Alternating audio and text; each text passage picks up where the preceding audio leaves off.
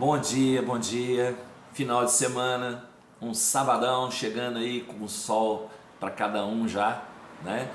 E graças a Deus estamos aqui mais um dia com os nossos grãozinhos no caminho, a nossa leitura do Evangelho segundo o Espiritismo e do Livro dos Espíritos. O Evangelho traz para a gente hoje o capítulo 7, Bem-aventurados os pobres de espírito, instruções dos Espíritos, o orgulho e a humildade, dito pelo espírito de Adolfo, bispo de Argel, em Marmande, 1862. Que a paz do Senhor seja convosco, meus caros amigos. Venho até vós para vos encorajar a seguir o bom caminho. Aos pobres espíritos que antigamente habitavam a terra, Deus dá a missão de vir vos esclarecer. Bendito seja pela graça que nos concede em poder ajudar o vosso adiantamento. Que o Espírito Santo me ilumine e me ajude a tornar minha palavra compreensível e que me conceda pô-la ao alcance de todos. Todos vós encarnados que estáis na dificuldade e procurais a luz, que a vontade de Deus me ajude para fazê-la brilhar aos vossos olhos. A humildade é uma virtude bem esquecida entre vós. Os grandes exemplos que vos foram dados são bem pouco seguidos e, todavia, sem a humildade podeis ser caridosos para com o vosso próximo. Oh, não, porque esse sentimento nivela os homens, diz-lhes que são irmãos, que devem se entreajudarem e os conduz ao bem. Sem a humildade vos adornais de virtudes que não tendes, como se trouxesseis um vestuário para esconder as deformidades de vosso corpo.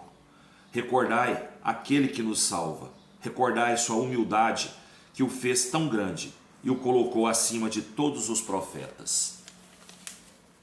O orgulho é o terrível adversário da humildade. Se o Cristo prometia o reino dos céus aos mais pobres, foi porque os grandes da terra imaginam que os títulos e as riquezas são recompensas dadas ao seu mérito e que sua essência é mais pura que a do pobre.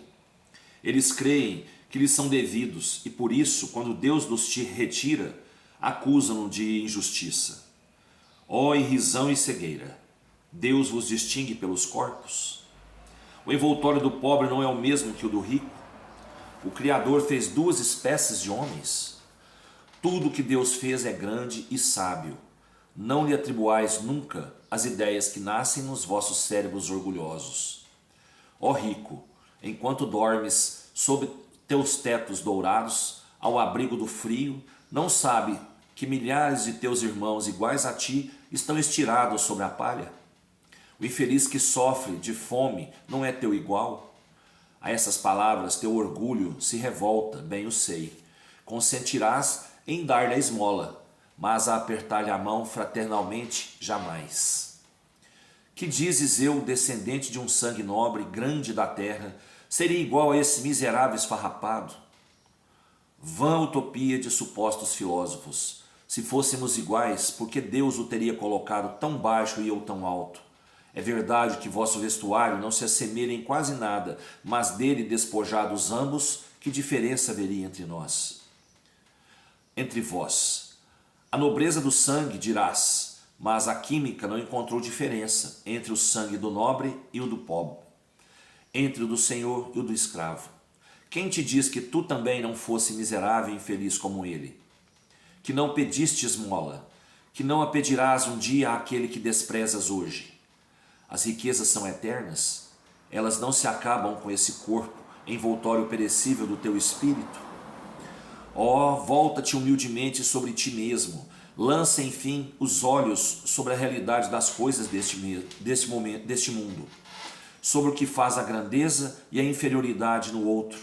Lembra que a morte não te poupará mais que a um outro, que os títulos não te preservarão dela, que ela pode te atingir amanhã, hoje, numa hora, e se tu te escondes no teu orgulho, ó, então eu te lastimo, porque serás digno de piedade. Uma leitura mais extensa, mas o que ele quer dizer para a gente é que nós somos todos iguais. Sem a nossa roupa, que diferencia um do outro, o nosso envoltório é o mesmo. O nosso envoltório é o mesmo. Nós somos todos iguais. Somos espíritos revestidos de matéria, né? Então, para que a gente vai ter orgulho? vai ter eu sou mais do que o outro. Eu estou mais do que o outro, eu não sou mais do que o outro. E hoje, se eu estou melhor do que o outro em situação, vou falar financeira, em situação física, quem diria que lá atrás, quem pode dizer que lá atrás, numa outra vida, eu não fui igual àquele outro que eu estou desprezando hoje? E que a minha soberba, que o meu orgulho me faz julgar melhor do que ele. Quem pode dizer que já não foi? Né? Então hoje nós estamos tendo uma oportunidade de ter uma vida melhor. Sim, não é por merecimento. Não é por merecimento, é prova. É para a gente provar que nós somos capazes de viver uma vida melhor sem ser orgulhosos, praticando o amor, a caridade. Nós estamos melhores, nós não somos melhores. Se um outro hoje está passando por um momento de necessidade, também não é merecimento, mas é uma prova. Uma prova que ele pediu para passar. Por quê? Em uma vida passada, já pode ter tido condições de usufruir do dinheiro, da riqueza, né, do poder, e não soube utilizar. E pediu para vir passar essa prova de miséria, de doença, para poder se redimir. E agradecer ao Pai por estar podendo passar isso e sentir no próprio espírito, né, o arrependimento de que deixou passar na vida passada e não aproveitou. E o que está numa condição boa hoje, agradeça ao Pai e se fortaleça na humildade, nada de orgulho, porque é a sua prova, é a prova da riqueza e da saúde.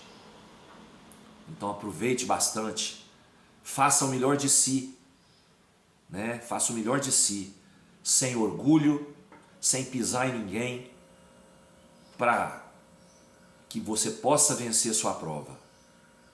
E lá na frente, né, sentir a felicidade da realização. O Livro dos Espíritos traz para a gente hoje, capítulo 4, Pluralidade das Existências, a questão 215.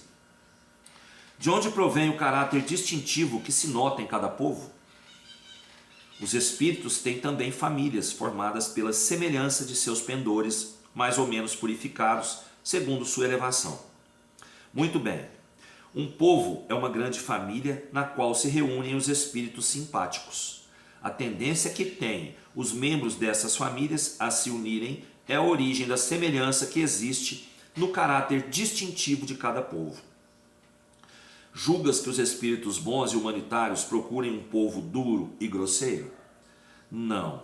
Os espíritos simpatizam com as coletividades, como simpatizam com os indivíduos. Aí eles estão em seu meio. Então, as grandes famílias que geram um povo, de acordo com a resposta dos espíritos, são formadas pela afinidade, pela simpatia, né? De acordo com a sua evolução. Então os espíritos são levados àquelas famílias, aquele povo, pela sua sintonia com aqueles espíritos que formam aquele povo. Entendeu? Eu acho que é isso. Então, vamos continuar estudando, né, pessoal? Vamos continuar estudando. Nós sabemos que os espíritos se atraem pela simpatia. Da mesma maneira, os povos são formados pela simpatia que existe entre aquelas famílias que formam o povo. Tá certo? Os espíritos das famílias que formam aquele povo. Um ótimo sábado para nós, com muita luz, muita paz, muito amor no coração, muita saúde. Vamos descansar, vamos relaxar para começar tudo de novo na segunda-feira, né? E cada dia melhor. Fiquem com Deus até segunda, se Deus quiser, e eu tenho certeza que Ele quer. Beijo no coração.